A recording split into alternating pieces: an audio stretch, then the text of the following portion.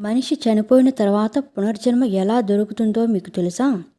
మనిషి చనిపోయాక యమదూతలు వచ్చి ఆత్మను యమలోకానికి తీసుకుని వెళ్తారు.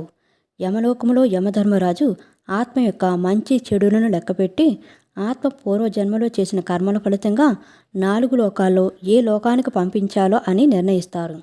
అందులో మొదటిది వైకుంఠం. ఈ వైకుంఠంలో ఎన్నో మంచి పనులు చేసి చీమకు కూడా కీడు తలపెట్టని ఆత్మలను పంపిస్తారు. రెండో లోకం స్వర్గలోకం. ఎవరైతే భూమిపై న్యాయంగా ధర్మంగా జీవించి ఉంటారో వాళ్ళు ఈ స్వర్గలోకానికి వెళ్ళి కొన్ని రోజులు అక్కడే ఉండి తిరిగి భూమిపై మనిషి రూపంలో పుడతారు. మూడవది పితృలోకం. ఈ లోకంలో ఆత్మ చేసిన పాపాలను ప్రాయశ్చిత్తం చేసుకుంటుంది. అంతేకాకుండా పితృలోకంలో ఆత్మ తన పూర్వీకులతో కలిసి వారితో పాటు భూలోకంలో మనిషి రూపంలో జన్మిస్తుంది.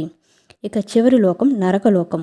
ఈ లోకంలో పాపాలు చేసేవాళ్ళు, మోసాలు చేసేవాళ్ళను, జంతువులను హింసించి బలిచ్చే వారిని నరకలోకానికి తీసుకువస్తారు. ఈ నరకంలో ఆత్మను వారు చేసిన పాపాలకు శిక్షణ అనుభవించి మళ్ళీ భూలోకంలో 84 లక్షల జీవరాశులలో ఒక జీవిగా పుడతారు. మా వీడియోస్ కనుక నచ్చినట్లయితే లైక్ చేయండి, షేర్ చేయండి, సబ్స్క్రైబ్ చేసుకోండి. మరిన్ని మంచి వీడియోస్ కోసం నోటిఫికేషన్ ఆన్లో పెట్టుకోవడం మర్చిపోకండి. Please support us. Thank you so much.